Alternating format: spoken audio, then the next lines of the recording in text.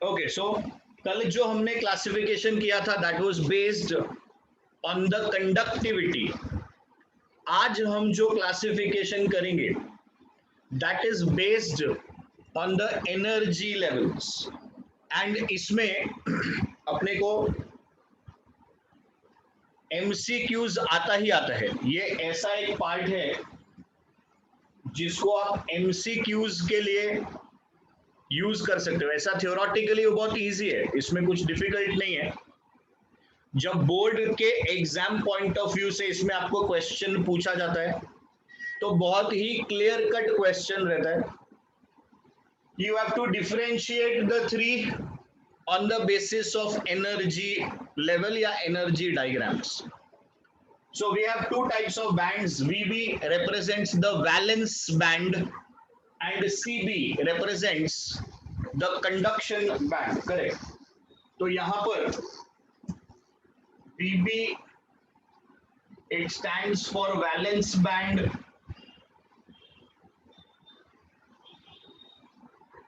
and CB is the conduction band.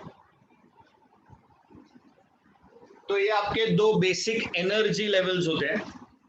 Mostly सारे के सारे जो इलेक्ट्रॉन्स हैं, सो मोस्टली जो अपने सारे के सारे इलेक्ट्रॉन्स हैं they are normally present in the valence band. तो ये आपका वैलेंस बैंड में अपने most of the electrons are present. जो दूसरा बैंड है that is your higher energy band which is known as the conduction band. तो अब देखिए, in case of conductors, semiconductors and insulators, energy wise तीनों में क्या डिफरेंस है? तो यहां पर आप ध्यान दीजिए, valence band and the conduction band. Now most important word here in your answer that must appear, that valence band and the conduction band overlap each other. They are overlapping. The valence band and the conduction bands are overlapping. अगर आपके answer में ये word नहीं है overlapping तो generally marks cut हो जाता है। टीचर सिर्फ यही वर्ड ढूंढता है।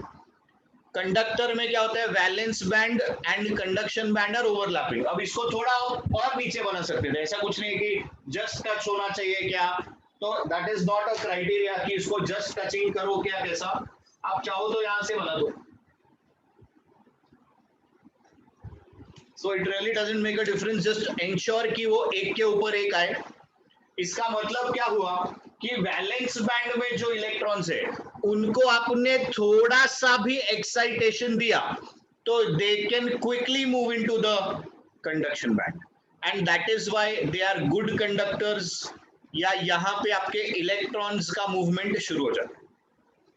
Now coming to the most important things, semiconductors. तो सेमीकंडक्टर्स में valence band and the conduction band, इसके बीच में एक एनर्जी गैप है। तो देखिए ये लिखा है Eg। Very good Tanish, this Eg represents energy gap. अब ये जो एनर्जी गैप है इसका नाम सुन लीजिए, Eg is energy gap. Basically it is known as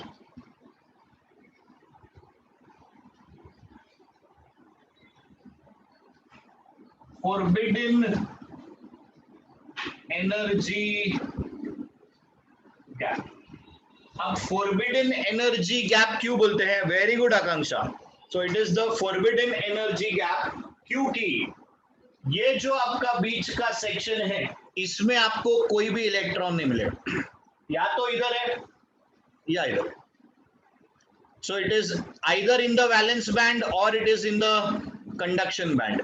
ये बीच में घूमता हुआ अपने को मिलने वाला नहीं है, इसलिए इसको क्या नाम बोला गया है, फॉरबिडन एनर्जी गैप। इस एनर्जी गैप के बीच में आपको कोई भी इलेक्ट्रॉन नहीं मिलेगा। अब let's come to the values.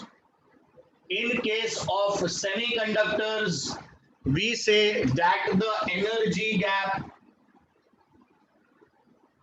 is less than 2 electron volt. Now इसमें दो रियलिस्टिक वैल्यूज जो अपने को ध्यान में रखना है. Silicon and germanium, they are अपना two most widely used semiconductor elements. तो इसमें आपको जो वैल्यूज याद रखना है वो है, एक सिलिकॉन के लिए, तो सिलिकॉन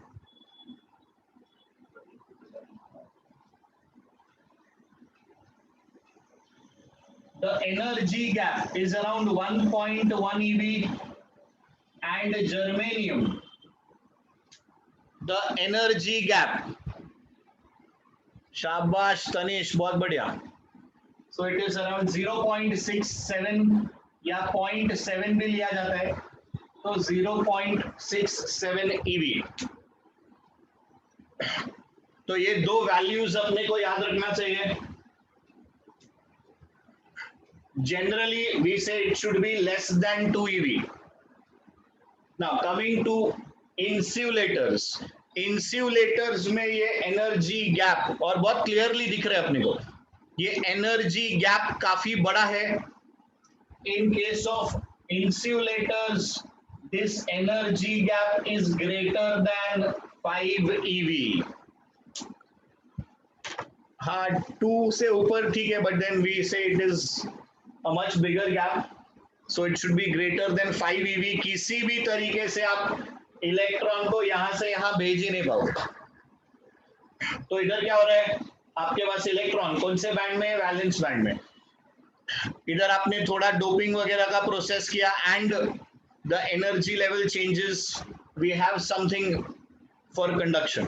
बट यहाँ पर इंसुलेटर्स में energy gap is greater than 5 eV. आप इतना एनर्जी सप्लाई करते चले जाओगे तो वो स्ट्रक्चर ही कोलैप्स हो जाएगा. तो बेसिकली ये तीन डायग्राम्स बहुत इंपॉर्टेंट है. कभी कभी सिर्फ एक डायग्राम भी पूछते हैं 2 मार्क के लिए, कभी तीनों डायग्राम बनाने को बोलते हैं 3 मार्क के लिए. MCQs में ये वैल्यूज इंपॉर्टेंट है. इसका एनर्जी गैप कितना है, 0. When we are saying that they are overlapping, that means there is no energy gap. तो इसका एनर्जी गैप 0, इसका एनर्जी गैप लेस देन 2, इसका एनर्जी गैप ग्रेटर देन 5. यहाँ पर अगर सिलिकॉन होगा तो अप्रोक्सीमेटली 1.1 eV, अगर जर्मेनियम होगा तो you can observe the number. 0.67 देना जरूरी नहीं है, 0.6 भी दे सकता है, 0.7 भी दे सकता है. 0.67 दिया तो और भी अच्छी बात है, मतलब it is a clear cut case of germanium. But 0.6 से लेके 0.7 के बीच में कुछ भी वैल्यू दे सकते हैं. सिलिकॉन में भी 1.1 देना ही जरूरी नहीं है, सिर्फ 1 eV भी दे सकता है. अब ये तो हो गया आपका एक बोर्ड के हिसाब से क्वेश्चन, कि कोई भी इंडिविजुअल एनर्जी डायग्राम पूछ सकता है, तीनों डायग्राम पूछ सकता है.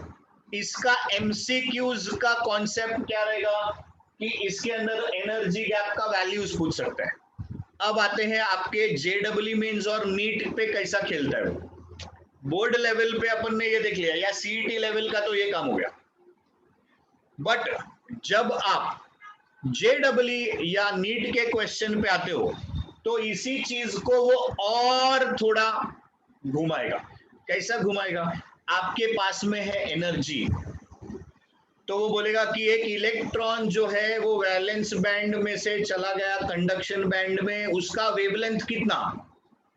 अब होता क्या है, जब हमने थ्योरी पढ़ा है, कोई भी आप दुनिया का कोई भी बुक पढ़ लो, कोई भी बुक में आपको इधर कोई वेवलेंथ का क्वेश्चन कभी नहीं पूछेगा, या थ्योरी में वो डिस्कस होगा ही नहीं. तो ये क्या किया है, ये उसने एप्लीकेशन बनाया है कि भाई एनर्जी गैप अगर 1 eV का आप मानते हो और इलेक्ट्रॉन जंप कर गया, मतलब आपके पास कम से कम 1 eV तो आपने दिया ही होगा, तो कम से कम 1 eV का करस्पॉन्डिंग वेवलेंथ कितना. And we know that E is equal to hc upon lambda. Very good Tanish. तो यहां पर अपने को क्या कॉन्सेप्ट यूज करना पड़ा, E is equal to hc upon लैम्डा. दूर दूर तक किसी भी बुक में, किसी भी थियोरी में अपने को ऐसा कुछ नहीं कभी पढ़ने को मिलेगा, बट क्वेश्चन बन गया। तो these are the applications which they use, correct. नहीं, ये what I am trying to say Akanksha is कि ये फॉर्मूला जो है ये तो अपने को आता है, उसने अपने को ऐसा कुछ भी नहीं पूछा जो अपने को नहीं आता है। इनफैक्ट ऐसा उल्टा क्वेश्चन भी देते हैं, 4 वेवलेंथ्स दे देगा आपको। They will give you 4 wavelengths. They will tell you we have a semiconductor substance. कौन सा वेवलेंथ का इलेक्ट्रॉन जंप मार पाएगा, तो आपको वो समझना पड़ेगा कि वेवलेंथ से we will calculate energy, and then जो भी इलेक्ट्रॉन के पास एनर्जी 1 eV से ज्यादा है वही वो जंप मार पाएगा या उसको क्लियर कर पाएगा। तो this was a very very important concept बोलिए उसको, या type of question that can be asked in your JEE mains and your NEET examination. Now let's come to one more very important thing. कल हमने P type और N type semiconductor बना लिया, तो जो मेरा पी टाइप और N type semiconductor बना, तो वी आर हियर, है ना, सेमीकंडक्टर सिलिकॉन जर्मेनियम, क्या किया हमने, 3rd ग्रुप का इंप्योरिटी डाला तो पी टाइप बन गया, 5th ग्रुप का इंप्योरिटी डाला तो एन टाइप बन गया, बराबर है, ओके। अब इसके अंदर भी, ये भी क्यों दिखा रहा हूं, क्योंकि ये भी जनरली अपने बुक्स में नहीं मिलता है, बट एक ऐसा क्वेश्चन रहता है, इंट्रिंसिक सेमीकंडक्टर अपने पास में है, इंट्रिंसिक सेमीकंडक्टर, इंट्रिंसिक मतलब प्योर सेमीकंडक्टर। अब जो प्योर सेमीकंडक्टर है उसमें remember this please, Ni is equal to Ne is equal to Nh. So for a pure semiconductor, number of electrons is equal to the number of holes. अब अपन बोलेंगे यार क्या ऐसे कैसे हो गया, number of electron equal to number of hole कैसे, intrinsic में तो होल्स इलेक्ट्रॉन्स कुछ रहता ही नहीं, मतलब होल्स तो होता ही नहीं है, अब कैसे होल्स होएगा जनरेट, सुनिए। जब ये प्योर फॉर्म में है, सब बॉन्ड्स आपका बना हुआ है, आपने थोड़ा हीटिंग किया, बॉन्ड टूट गया, जैसे ही बॉन्ड टूटा एक इलेक्ट्रॉन बाहर, उसका जगह पे क्या क्रिएट हो गया, वैकेंसी क्रिएट हो गया। तो जहां पर आपका इलेक्ट्रॉन का जगह खाली हुआ उसी जगह पर आपको क्या मिल गया, उसी जगह पर आपको एक इलेक्ट्रॉन मिल गया, आई एम सॉरी, हाँ इलेक्ट्रॉन खाली हुआ तो उस जगह पे अपने को एक होल मिल गया, correct. So every electron coming out generates a hole, so your number of conduction electrons equals the number of holes. So Ni is for intrinsic, this is equal to Ne is equal to Nh. अब इसमें एक level होता है जिसको हम बोलते हैं Fermi energy level, तो इसका जो फर्मी एनर्जी लेवल है that is exactly at the center. Now the question is, what is this Fermi energy? Fermi energy means, जैसे एक बॉडी को बैलेंस करने के लिए अपने पास अपन सेंट्रॉइड ढूंढते हैं, सेंटर ऑफ ग्रेविटी, उसी तरीके से ये आपके एनर्जी का सेंट्रॉइड है। तो here in a pure semiconductor you find that the Fermi level is exactly at the centre, जिससे ये जस्टिफाई होता है। अब हमने क्या किया, हमने एक पी टाइप सेमीकंडक्टर बनाया। तो जब आप एक पी टाइप सेमीकंडक्टर बनाते हो, students please think about this, हाँ।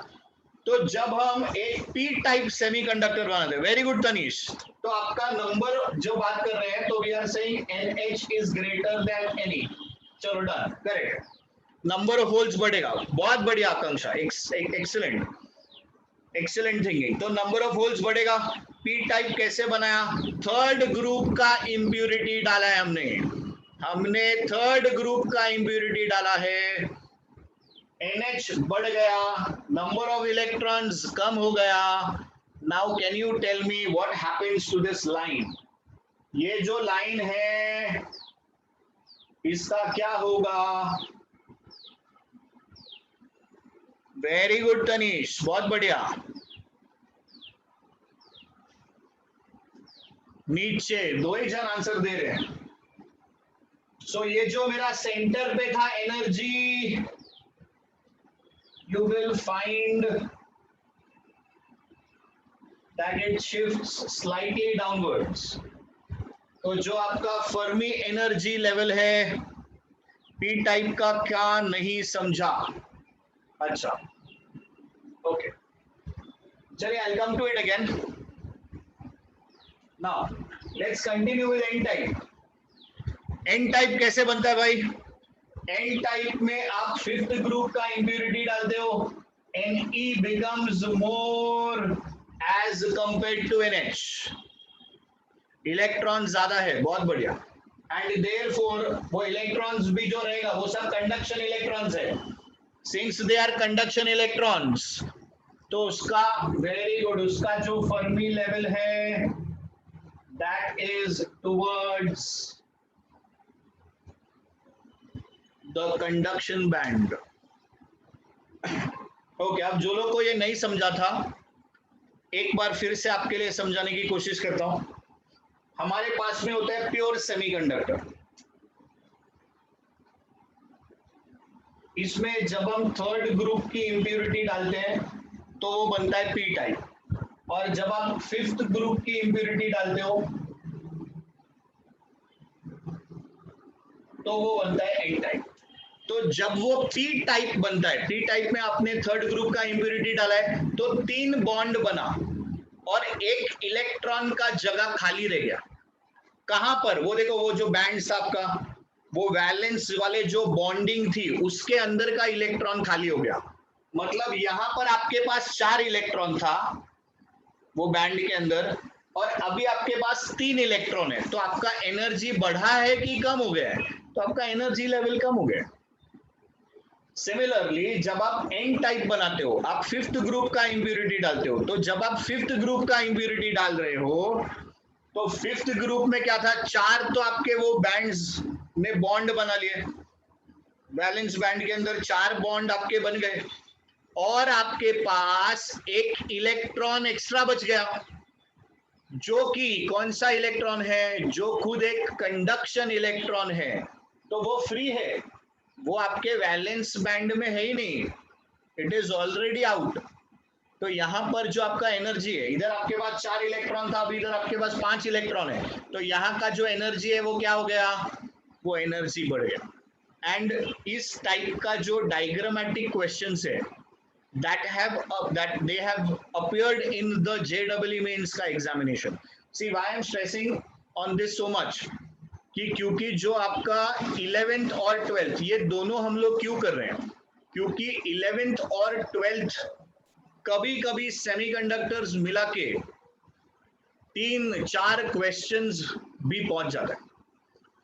क्योंकि सेमीकंडक्टर्स, प्लीज रिमेंबर स्टूडेंट्स, आज का जो इंजीनियरिंग है उसमें semiconductors have a very very important role to play. Electronics, computers, ये जो पूरा का पूरा फील्ड्स है ये चलता ही इसी के जानकारी पे. And CS being the most sought after branch, तो ये बेसिक जानकारी स्टूडेंट को होना ही चाहिए. So modern physics as such, उसमें काफी ज्यादा नंबर ऑफ क्वेश्चंस रहते हैं as compare to the classical. Anyways, तो ये चीज है, ये इंपॉर्टेंट है. यहाँ पर Ni is equal to Ne is equal to NH. P type में होल्स बढ़ गया इसलिए NH बढ़ गया. एन टाइप में नंबर ऑफ फ्री इलेक्ट्रॉन्स बढ़ गया.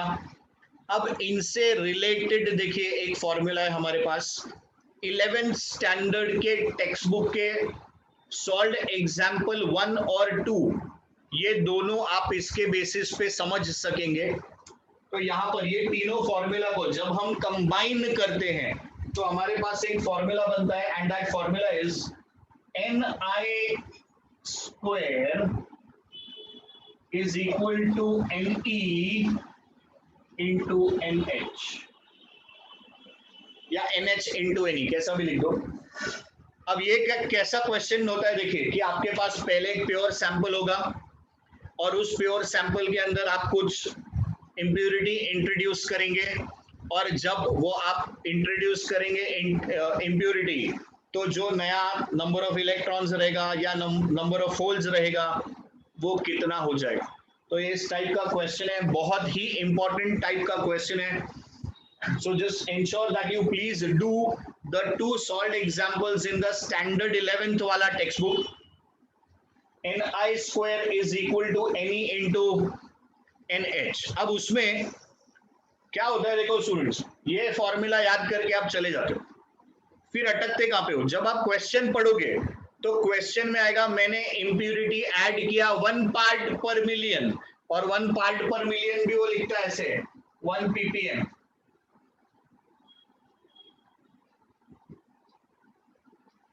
So this is how the impurity will be written and shown to us, and then you will start abusing the teacher. ये तो सिखाया ही नहीं है. टीचर को अगर नहीं गाली दोगे तो फिर आउट ऑफ सिलेबस क्वेश्चन, ये क्या है, ऐसा कुछ होता ही नहीं है, वैसा कुछ होता नहीं. Yes, correct. So ppm stands for parts per million.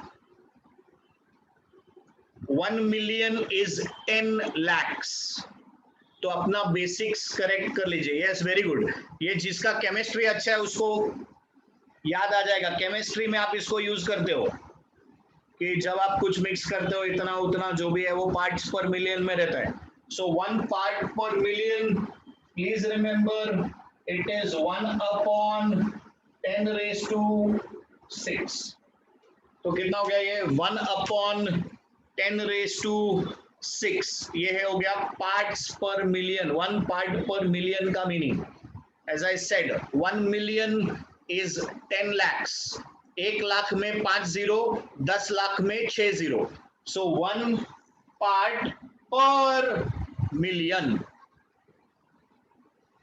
ठीक है, तो ये 1 पार्ट पर मिलियन, इसको प्लीज ध्यान रखिएगा. तो ये आपका एनर्जी वाला पार्ट होता है.